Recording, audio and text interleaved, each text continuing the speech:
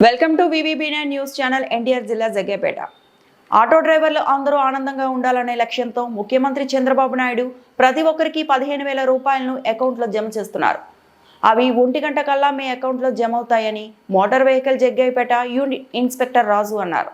15,000 రూపాయలు కనబడగానే కొంతమంది డీజేలు, టేప్ రికార్డ్, డిస్కో డెకరేషన్ అని వివిధ రకాలుగా దుర్వినియోగం చేస్తారని, అలా చేయకుండా కుటుంబం కొరకు ఉపయోగించగలరని, వాహన ఇన్సూరెన్స్ కొరకు, పిల్లల చదువుల కోసం డబ్బులు కనబడగానే లిక్కరు, పేకాట తదితరాలు కనపడితే దుర్వ్యసనాలకు పాల్పడకుండా, రోడ్లు యాక్సిడెంట్ జరగకుండా అతి జాగ్రత్తగా డ్రైవింగ్ చేయాలని, అందరూ ఆనందంగా గడపాలని మోటార్ వెహికల్ ఇన్స్పెక్టర్ రాజు ఆటో డ్రైవర్లను కోరారు.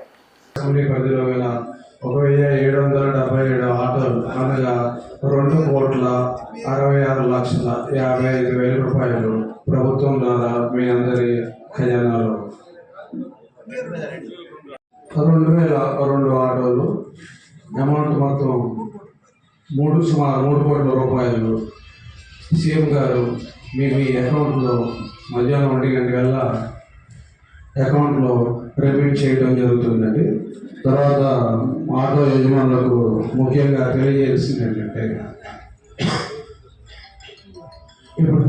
ఇప్పుడు ఈ 15,000 రూపాయలు ప్రభుత్వం వారు ఇచ్చే దాంతో ఒకేసారి మీ చేతిలో డబ్బులు కనబడతాయి, ఏం చేయాలో తెలియదు. దానికి ఇప్పుడున్న యూత్ ఏం చేస్తారంటే టేప్ రికార్డులు పెడతారు, తర్వాత డిస్కో లైట్లు అని, ఆ సీటింగ్స్ అని, అవన్నీ ఇవన్నీ. దయచేసి దానికి దుర్వినియోగం చేయకండి. ఆ డబ్బు మీ కుటుంబాలకు వినియోగించుకోండి. మీ వాహన ఇన్సూరెన్స్కి వాటికి కట్టుకోండి.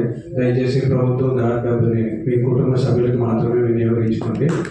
అలాగే దయచేసి దుర్వినియోగం చేసుకోవద్దు. ఎందుకంటే ప్రభుత్వం వారు అమౌంట్స్ ఎక్కడెక్కడి నుంచి తీసుకొస్తారని, అందరికీ ఎట్లా అడ్జస్ట్ చేస్తారన్నది మాకు తెలుసు. అవన్నీ మేము మాట్లాడకూడదండి. దయచేసి ఇంకొకటి యూత్కి తెలియజేసింది ఏంటంటే, ఈరోజు అమౌంట్ వచ్చింది కదా అని పండుగ సందర్భంగా చేతిలో 2 రూపాయలు కనబడితే ఏదో లిక్కర్ తీసుకోవడం, ప్యాకెట్ ఆడటం లాంటివి చేస్తారు. దయచేసి వీటికి దూరంగా ఉండండి. ఎందుకంటే ఇప్పుడు మేము చెప్పినా కూడా మీరు ఎవరు వినరు. అంతా చెదురు కాలిన తర్వాత ఇది చేసేది ఏముంది.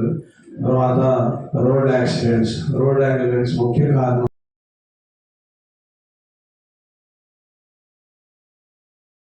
నలుగురు కూర్చోబెడతారు.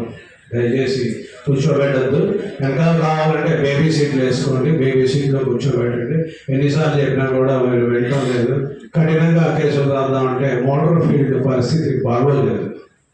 తదుపరి మిమ్మల్ని చూసి నేను బాధపడి మీరేమో వెనక ఇవన్నీ కాదు, మీరు సరైన మార్గంలో నడవండి. మన అసెంబ్లీ కాన్స్టిట్యూషన్కి యాక్సిడెంట్స్ రహిత ప్రదేశంగా తీర్చిదిద్దవలసిందిగా కోరుచున్నాను.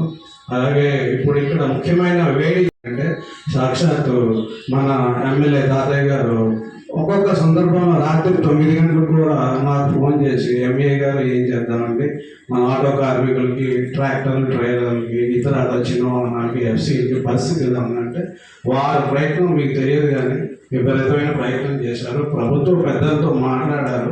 ఎప్పటికప్పుడు నాకు సమాచారం ఉంది. నేను ఇవ్వగలిగిన సమాచారం సార్కి ఇస్తున్నాను. ఇంకా వారు ట్రై చేస్తారంటే నాకు తెలిసి వారి ఈ ప్రయత్నంలో మోస్ట్లీ డిసెంబర్లోపు సఫలీకృతం అవుతారని ఆశిస్తున్నాను. ఎందుకంటే కొన్ని అఫీషియల్ విషయాలు మేము బయట మాట్లాడడం. సో ఇప్పుడు మార్నింగ్ నుంచి ఇదే చర్చ. మార్నింగ్ మీటింగ్లో కూడా మన ఎమ్మెల్యే గారు ద్వారా మీరు తెలియజేశారు ఎఫ్సీల పరంగా. ఎస్, మోటార్ ఫీల్డ్ బాధ మాకు తెలుస్తుంది. అలాగే ఎమ్మెల్యే గారి కుటుంబ సభ్యులందరూ మోటార్ ఫీల్డ్తో అనేక సత్సంబంధాలు ఉన్నవారు. సో ఎమ్మెల్యే గారు మీకు తదుపరి ఎఫ్సీ విషయంలో తగు న్యాయం చేస్తారని నేను సభాముఖంగా తెలియజేసుకుంటున్నాను. ఈ అవకాశం ఇచ్చిన అందరికీ థ్యాంక్ యూ, ధన్యవాదాలు.